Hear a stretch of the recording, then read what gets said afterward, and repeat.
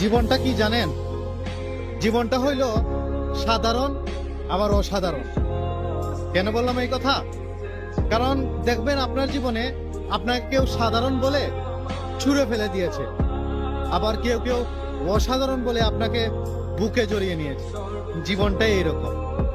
সবাই যে সাধারণ বলবে এমন কোনো কথা না, আবার সবাই যে আপনাকে অসাধারণ বলে আখ্যা দিবে এমনও কোনো কথা না। সবার কাছে আপনি ভালো হতে পারবেন না, আবার সবার কাছে আপনি খারাপ হতে পারবেন। কারো কারো কাছে ভালো হবেন, অসাধারণ হবেন, আবার কারো কাছে আপনি খারাপ হবেন, সাধারণ হবেন। এটাই জীবন। জীবনে কোনো অভিযোগ রাখতে নাই, কোনো অভিযোগ রাখেন না। যতই অভিযোগ রাখবেন জীবনের মধ্যে, ততই আপনার জীবনটা কঠিন হয়ে যাবে।